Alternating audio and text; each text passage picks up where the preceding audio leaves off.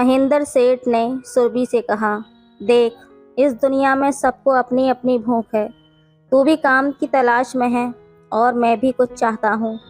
अगर तू मेरा ख्याल रखेगी तो मैं भी तेरी और तेरे परिवार की मदद कर सकता हूँ। महेंद्र सेठ ने सीधे बात रख दी। सुरभि सोच में पड़ गई। सुरभि कमरे में गई तो महेंद्र सेठ ने उससे कहा, तू बाहर जाकर दफ्तर का ताला लगा दे और फिर पीछे के दरवाजे से इस कमरे में आ जाना। वो ताला लगाकर पीछे के दरवाजे से कमरे में आई तो उसने देखा कि महेंद्र सेठ कुर्सी पर बैठा था। उसने सुरभि की ओर देखकर कहा, अब असली काम करते हैं।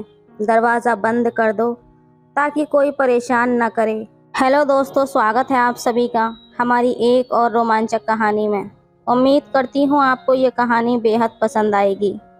सुरभि पूरी मेहनत से सफाई कर रही थी। ये उसका रोज़ का काम था, पर सड़क की सफाई के काम में पैसे बहुत कम मिलते थे। अब वो किसी ऐसे काम की तलाश में थी जहां उसे ज़्यादा से ज़्यादा पैसा मिल सके। कमाई कुछ बढ़े तो उसके लिए अपने निठल्ले पति का खर्च और उसकी आदतों का इंतज़ाम करना थोड़ा आसान हो जाएगा। शहर से कुछ दूर एक अस्पताल का निर्माण हो रहा था। सुरभि की नज़र कई दिनों से वहाँ के काम पर थी। अगर वहाँ काम मिल जाए तो अच्छा रहेगा। एक बार काम से छुट्टी होने पर वो वहाँ पहुँची भी थी, लेकिन बात नहीं बनी क्योंकि वहाँ किसी पुरुष मजदूर की आवश्यकता थी। उस दिन देर से घर पहुँची तो सुरभि के पति विशाल ने पूछ लिया, इतनी देर कहाँ लगा दी? सुरभि ने हल्के से मुस्कुराते हुए कहा, अस्पताल गई थी। विशाल ने कहा, क्यों? बच्चा लेने के लिए? उसने हल्की हंसी के साथ पूछा था। सुरभि ने कहा, और क्या, अब तुझसे तो उम्मीद नहीं है, वहीं से कुछ सहारा मिलेगा। सुरभि ने भी मुस्कुराते हुए जवाब दिया, बड़ी बेतकल्लुफ हो गई है रे तू। विशाल ने हंसते हुए कहा, चलो अब काम की बात कर लो। कब से तेरा रास्ता देख रहा हूँ। कुछ इंतजाम हो गया? भगवान कसम थोड़ा तर हो जाऊं। ला कुछ पैसे दे दे, विशाल बोला। सुरभि ने बिना कुछ कहे अपने दुपट्टे की गांठ खोलकर 100 रुपये का एक मुड़ा हुआ नोट उसकी ओर बढ़ा दिया। ले ये रख। विशाल ने पैसे लेकर वहां से अपने काम का रास्ता पकड़ लिया। रात गए वो वापस लौटा तो हमेशा की तरह नशे में था। सुरभि ने मन मसोचते हुए चुपचाप थाली परोस कर उसके सामने रख दी। खाना खाते खाते विशाल ने फिर से पूछा, सच सच बता, तू अस्पताल काम की बात करने ही गई थी? सुरभि उसकी उत्सुकता पर मुस्कुराते हुए बोली, क्यों, तुझे कोई तकलीफ है क्या? मैं वहाँ काम के जुगाड़ में गई थी। सुना है वहाँ ज़्यादा मजदूरी मिलती है, 500 रुपये रोज़। 500 रुपये का नाम सुनकर विशाल की आंखों में चमक आ गई। बोल, करेगा तू काम? तेरे लिए वहाँ जगह है। सुरभि ने पूछा। विशाल हंसते हुए बोला, मैं और काम? क्यों, तू मेरा खर्चा नहीं चला सकती क्या? अब तक कौन चला रहा था? तेरे परिवार वाले। सुरभि ने पलटकर कहा, देख सुरभि, सच तो ये है कि मुझसे अब काम नहीं होता। तू जानती है मेरे हाथ पैर हमेशा दर्द करते हैं। रात को जब मेरे पास सोता है तब दर्द नहीं होता क्या? तुझे बस एक ही काम आता है और वो भी पूरा नहीं। सुरभि ने शिकायत करते हुए कहा। विशाल पर इसका कोई असर नहीं हुआ। वो जानता था कि वो सुरभि को संतुष्ट नहीं कर पाता था। ठीक है, तू मत जा, मैं ही चली जाऊंगी वहाँ काम पर, सुरभि ने कहा। नशे में भी विशाल जैसे चिंता में पड़ गया। वहाँ का ठेकेदार कौन है? महेंद्र सेठ। अरे वो ठीक आदमी नहीं है, विशाल ने चिंतित स्वर में कहा। तू कैसे जानता है? सुरभि ने पूछा। सुना है बस, विशाल ने बताया। मुझे तो वो काफ़ी ठीक आदमी लगता है। सुरभि ने उसकी तारीफ की। वो तो चालाक आदमी है, ठेकेदार का बच्चा, विशाल ने गुस्से में कहा। तो फिर ना जाऊं क्या? सुरभि ने पूछा। विशाल सोच में पड़ गया। उसकी आंखों में 100-100 के नोट और रंग बिरंगी बोतलें घूमने लगीं। इसलिए उसने सुरभि को अनुमति देते हुए चेतावनी भी दे डाली, ठीक है चली जा, पर वहाँ संभल कर रहना। महेंद्र सेठ बहुत चतुर आदमी है। एक दिन समय निकालकर और हिम्मत जुटाकर सुरभि फिर ठेकेदार महेंद्र सेठ के पास पहुंच गई। इस बार वो निर्माण स्थल के बजाय उसके दफ्तर पर गई थी। क्या बात है? महेंद्र सेठ ने पूछा। मुझे काम चाहिए सरकार, और क्या? सुरभि मुस्कुराते हुए बोली। तेरे लिए यहाँ काम कहाँ है? मुझे चौकीदारी के लिए आदमी चाहिए। तुझे चौकीदारी पर रखूंगा तो मुझे तेरी चौकीदारी करनी पड़ेगी, महेंद्र सेठ ने हंसते हुए कहा। उसकी ललचाई निगाहें सुरभि के शरीर पर ठहर गईं। मेरा मर्द तो काम करना ही नहीं चाहता, सुरभि ने उसे बताया। तो मैं क्या करूं? महेंद्र सेठ लापरवाही से बोला। फिर उसे कुछ याद आया और वो बोला, तू तो विशाल की बीवी लगती है। सुरभि ने सहमति में सर हिलाया। उसे वहां काम करने वाली एक मजदूरनी की दी हुई सलाह याद आ गई। उसने वही तरीका अपनाते हुए कहा, बाबूजी, हमारे पास आपके सिवा और है कौन? आप काम नहीं देंगे तो हम भूखे मर जाएंगे। देख, इस दुनिया में सबको अपनी अपनी भूख है। तू भी काम की तलाश में है और मैं भी कुछ चाहता हूँ। अगर तू मेरा ख्याल रखेगी तो मैं भी तेरी और तेरे परिवार की मदद कर सकता हूँ। महेंद्र सेठ ने सीधे बात रख दी। सुरभि सोच में पड़ गई। सोचती क्या है, काम यहाँ करना, हाजिरी वहाँ लग जाया करेगी। अपने पति से पूछ कर बताऊंगी, सुरभि ने जवाब दिया। अरे उस विशाल को तो मैं मना ही लूंगा, महेंद्र सेठ ने विश्वास के साथ कहा। अगले दिन ठेकेदार महेंद्र सेठ ने विशाल के पास अच्छी देसी शराब की 4-5 बोतलें भिजवा दी। इतनी सारी बोतलें एक साथ देखकर विशाल खुशी से भर गया। उसने तो सपने में भी नहीं सोचा था कि उसे इतनी सारी बोतलें मिलेंगी। महेंद्र सेठ सचमुच अच्छे स्वभाव का इंसान लगा। उसने सुरभि को महेंद्र सेठ के यहाँ काम करने की इजाज़त दे दी। अगले दिन सुरभि महेंद्र सेठ के दफ्तर पहुंची। वहाँ कोई ख़ास काम नहीं था, बस सफाई करना, पानी लाना, चाय बनाना जैसे छोटे मोटे काम थे। 1 घंटे बाद महेंद्र सेठ साइट पर चला गया। जाते समय उसने सुरभि से कहा कि वो 1 बजे खाना खाने आएगा और खाना भी सुरभि को ही बनाना होगा। सुरभि सोच रही थी कि इस तरह के काम के बदले में 500 रुपये रोज़ मिल जाएं तो उसकी और विशाल की ज़िंदगी कुछ बेहतर हो सकती है। पर उसे थोड़ी चिंता भी थी।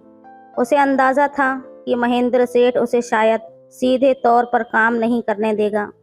फिर उसने सोचा कि अब जब शुरुआत कर ही दी है तो डरने का क्या फ़ायदा। महेंद्र सेठ 1 बजे वापस आ गया था। सुरभि ने उसे खाना परोसा। जब उसने अपनी खाने की पोटली खोली तो महेंद्र सेठ ने कहा, अरे तू अपने लिए खाना लेकर आई है?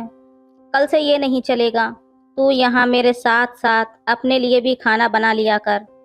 सुरभि ने खाना खा लिया और बर्तन साफ करने जा रही थी।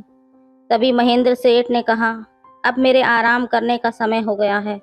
वो दफ्तर के पीछे वाले कमरे में चला गया। सुरभि पहले ही देख चुकी थी कि दफ्तर के पीछे एक कमरा है, जिसका एक दरवाज़ा दफ्तर में खुलता था और दूसरा बाहर की तरफ। उस कमरे में एक पलंग, एक मेज़ और 2 कुर्सियां रखी हुई थीं और साथ ही एक बाथरूम भी था। थोड़ी देर बाद महेंद्र सेठ के खर्राटों की आवाज़ें आने लगीं। अब सुरभि के पास कोई और काम नहीं था। वो खाली बैठकर सोचने लगी कि क्या उसे आज के पैसे आज ही मिल जाएंगे या फिर 7 दिन के काम के बाद एक साथ मिलेंगे। उसने सोचा कि कम से कम आज के 1 दिन के पैसे तो उसे मांग ही लेने चाहिए। करीब 1 घंटे बाद उसे पास के कमरे से कुछ आवाज़ें सुनाई दीं, चलने फिरने की, बाथरूम का दरवाज़ा बंद और खुलने की। फिर उसने महेंद्र सेठ की आवाज़ सुनी जो उसे अंदर बुला रहा था। सुरभि कमरे में गई तो महेंद्र सेठ ने उससे कहा, तू बाहर जाकर दफ्तर का ताला लगा दे और फिर पीछे के दरवाजे से इस कमरे में आ जाना। वो ताला लगाकर पीछे के दरवाजे से कमरे में आई तो उसने देखा कि महेंद्र सेठ कुर्सी पर बैठा था। उसने सुरभि की ओर देखकर कहा, अब असली काम करते हैं, दरवाज़ा बंद कर दो ताकि कोई परेशान न करे। सुरभि को मालूम था कि उसे कुछ मुश्किल फैसले लेने पड़ेंगे, पर दरवाज़ा बंद करते वक्त वो थोड़ा असहज महसूस कर रही थी। उसने अपने पति विशाल के अलावा कभी किसी और से इस तरह का संबंध नहीं रखा था। महेंद्र सेठ ने उसे अपने पास बुलाकर उसके पहनावे पर बात छेड़ी। सुरभि ने थोड़ी झिझक के साथ अपना दुपट्टा हटाया और सर झुकाकर खड़ी हो गई। महेंद्र सेठ ने हल्की हंसी के साथ कहा। अब थोड़ा और सहज हो जा।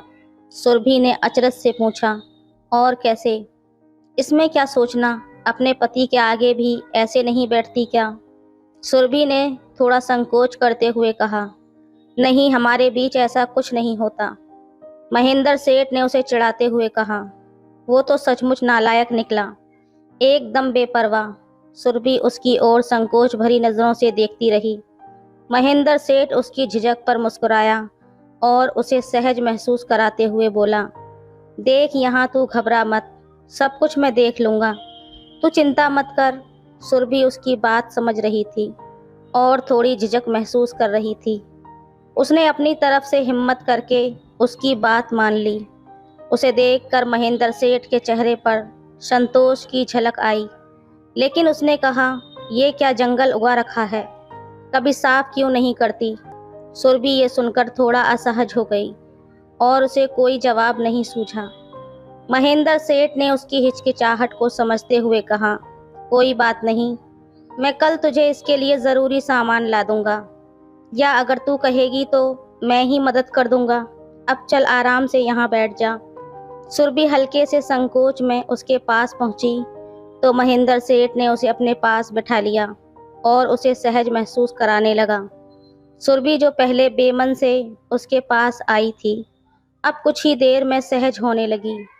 महेंद्र सेठ ने उसे अपने काबू में महसूस करते हुए कुछ और बातें की और माहौल को थोड़ा सामान्य बनाए रखा। सुरभि के मन में अभी भी कुछ सवाल और संकोच थे। उसने हल्के फुल्के अंदाज में कहा, ये सब करना कुछ अजीब लग रहा है। महेंद्र सेठ ने उसे दिलासा देते हुए कहा, तू बस मेरे साथ रह, सब ठीक होगा, कुछ नया करने में घबराने की ज़रूरत नहीं है। सुरभि को अब तक विशाल की बातें याद आ रही थीं। वो सोच रही थी कि महेंद्र सेठ का व्यवहार कुछ हटकर है, पर मजबूरी में वो उसके पास बैठी रही और परिस्थिति के अनुरूप शांत बनी रही। सुरभि के मन में अब भी कोई झिझक थी, लेकिन उसने अपने आप को सहज रखने की कोशिश की और बातचीत में महेंद्र सेठ के साथ सामान्य महसूस किया। कमरे में एक अजीब सी खामोशी और सुरभि की उलझन भरी सांसों की गूंज थी। महेंद्र सेठ ने उसे सहज कराने की कोशिश में कहा, कैसी हो मेरी रानी, सब ठीक तो है ना? सुरभि ने संकोच के साथ उसकी ओर देखा, लेकिन शब्द उसके होठों तक नहीं आ पाए। उसने धीरे से सहमति में सर हिलाया।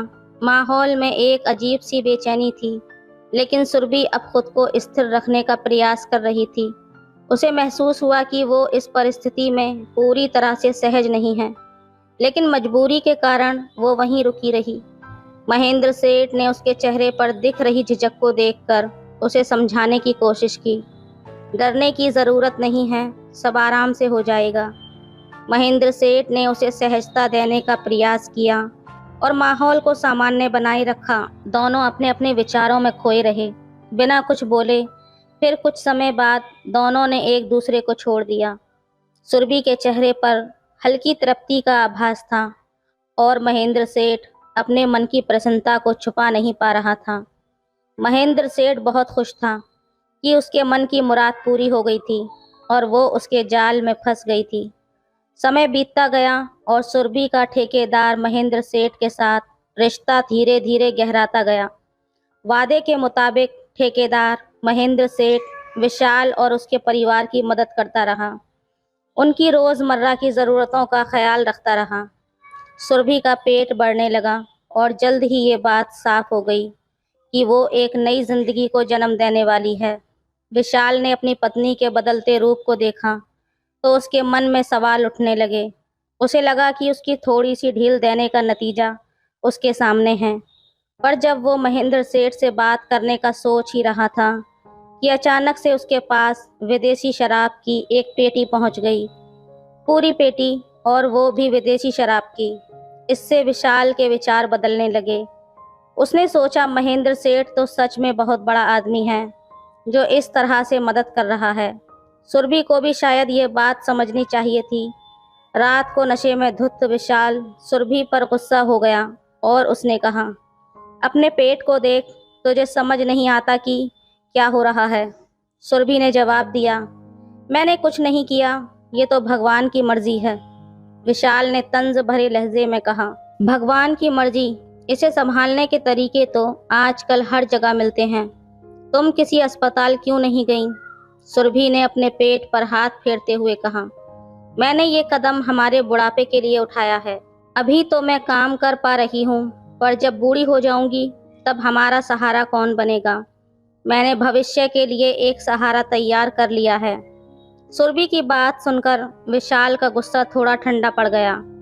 वो सोचने लगा, कैसा न्याय किया है भगवान ने। बुढ़ापे में मेरी सेवा करने वाला कोई रहेगा जो मेरा ध्यान रख सकेगा। तो दोस्तों, ये थी आज की कहानी। आपकी क्या राय है इस कहानी पर, हमें कमेंट में ज़रूर बताएं। वीडियो अच्छी लगे तो लाइक करें, शेयर करें, सब्सक्राइब करें। धन्यवाद।